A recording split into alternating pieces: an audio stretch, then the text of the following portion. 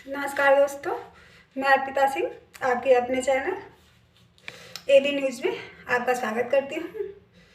दोस्तों, आज मैं एक ऐसे क्रांतिकारी के जीवन से जुड़ी कुछ बातें लाई हूँ जिन्हें शायद ही आपने सुना होगा। मैं जिनकी बात कर रही हूँ, जब उनकी उम्र 63 वर्ष थी, यानी कि वो वृद्धावस्था की तरह थे। उस समय उनकी उसी टाइम की उन्होंने शहादत दिया था। तब उनकी मृत्यु उनके सामने खड़ी थी। तब भी उन्होंने निडरता से कहा था कि मेरे ऊपर पड़ी हर लाठी ब्रिटिश हुकूमत के ताबूत की कील बनेगी। उनकी निर्भीकता और गर्म मिजाजी की वजह से ही उन्हें पंजाब केसरी भी कहा जाता है। हम बात कर रहे हैं अपने देश के महान क्रांतिकारी लाला लाजपत राय जी की। इनका जन्म पंजाब में हुआ था। इनके पिता एक अध्यापक थे, जिसका असर इन पे भी पड़ा। ये बचपन से ही एक मेधावी छात्र थे। इन्होंने वकालत की डिग्री हासिल करी। उसके बाद इन्होंने वकालत भी शुरू की। 1.5-2 वर्ष तक इन्होंने वकालत किया, लेकिन वकालत के दौरान इनके अंदर अंग्रेजों के न्याय व्यवस्था को लेकर आक्रोश उत्पन्न हुआ और उन्होंने वकालत छोड़ दी और आज देश की आज़ादी के लिए अपना योगदान देने लगे। कांग्रेस में शामिल हो गए और अपनी रोज़मर्रा के खर्चा को पूरा करने के लिए बैंकर भी बने और पंजाब नेशनल बैंक और लक्ष्मी बीमा कंपनी की स्थापना लाला लाजपत राय जी ने ही की थी। बाल गंगाधर तिलक जी के बाद ये दूसरे ऐसे नेता हैं जिन्होंने पूर्ण स्वराज की मांग की थी। देश को आज़ाद कराने में अपने योगदान के लिए, और एक तो गर्म मिजाज के नेता थे, इसलिए ये बहुत जल्दी ही महान क्रांतिकारियों में इनका नाम शुमार हो गया और ये अंग्रेजों की नज़र में आ गए। पंजाब का हर नागरिक इनके एक इशारे पे जान देने के लिए तैयार था। अब ये लेकिन ब्रिटिश हुकूमत चाहती थी कि इन्हें कांग्रेस से बाहर किया जाए, लेकिन ये करना ब्रिटिश हुकूमत के लिए बिल्कुल भी संभव नहीं था, क्योंकि इनकी लोकप्रियता इतनी ज़्यादा हो चुकी थी। लाला लाजपत राय जी से उस समय हर युवा प्रभावित था, इसलिए उस टाइम तो ब्रिटिश हुकूमत उनके खिलाफ कुछ नहीं कर पा रही थी। हाँ, लेकिन मौका ज़रूर ढूंढ रही थी। इधर ये आज़ादी के आंदोलन में तो अपनी भूमिका निभा ही रहे थे, साथ ही साथ आर्य समाज आंदोलन का भी हिस्सा थे और इन्होंने दयानंद सरस्वती जी के साथ मिलकर इस आंदोलन को और ज़्यादा प्रभावी बनाने का प्रयास करने लगे। आर्य समाज उस समय हिंदू धर्म विरोधी माना जाता था, क्योंकि उसका जो केंद्र बिंदु था आर्य समाज था, वो जो हिंदू समाज की अंधविश्वास फैला हुआ था और जो कुरीतियाँ थी उनको ख़त्म करना चाहता था। उसका यही मेन मकसद था आर्य समाज का।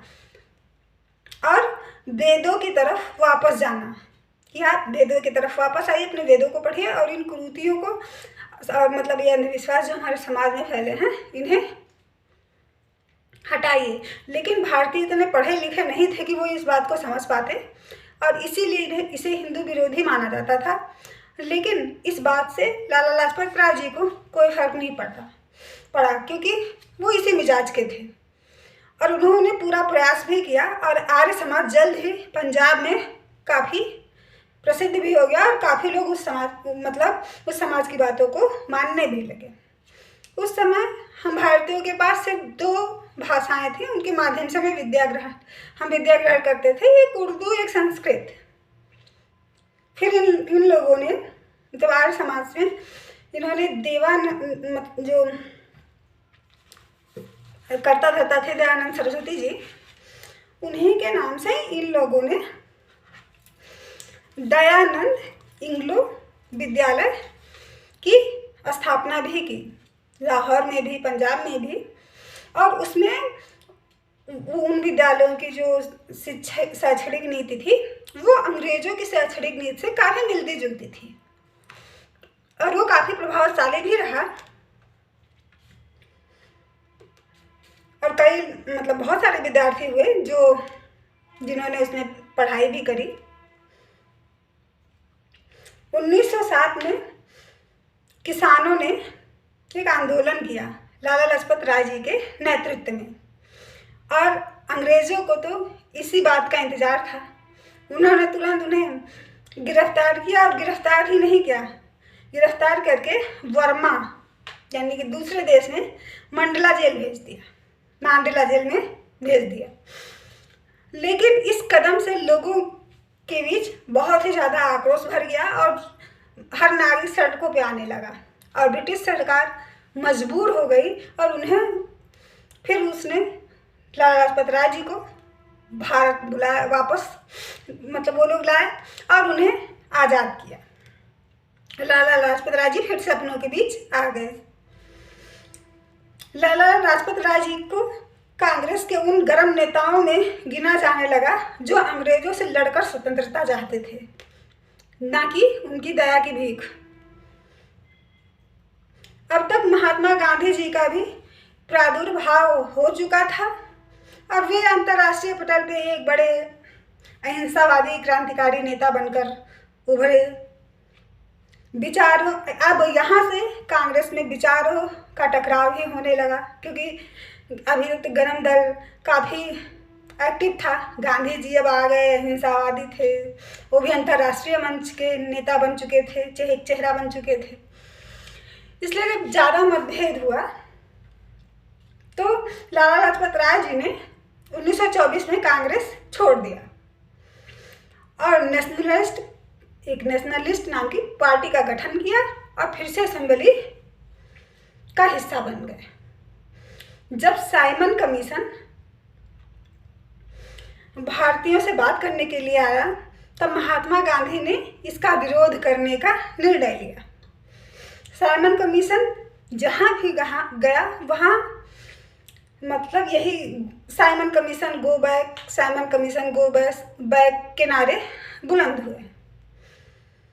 30 अक्टूबर 1928 में जब कमीशन लाहौर पहुंचा तब लाला लाजपत राय जी के नेतृत्व में एक दल शांतिपूर्वक साइमन कमीशन गो बैक के नारे लगाकर अपना विरोध दर्ज करवा रहा था, जैसा कि बाकी अन्य जगहों पर हुआ था।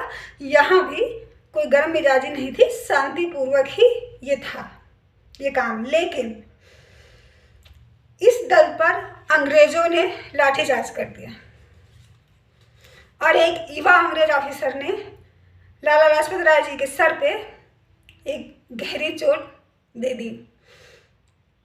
उस समय उनकी उम्र थी 63 वर्ष और लाला लाजपत राय जी जमीन पे गिर जाते हैं और तभी वो ये कहते हैं कि मेरी शरीर पे लगा हर एक लाठी ब्रिटिश हुकूमत के ताबूत का कील बनेगा। और यही हुआ। और जैसे ही लाला लाजपत राय जी की मृत्यु का समाचार पूरे देश में फैला, पूरी देश की जनता भड़क उठी, क्योंकि उस समय गरम दल के ज़्यादातर जो सक्रिय बड़े नेता थे, जैसे कि हमारे नेताजी सुभाष चंद्र बोस वगैरह, वो लोग देश में थे नहीं उस समय, वो भी वर्मा में ही थे। भगत सिंह, सुखदेव और राजगुरु, इन तीनों ने क्रोध में आकर साइमन जो ऑफिसर जो ये कमीशन लेकर आया था उसे ही मार डाला और हंसते हंसते फांसी पे झूल गए।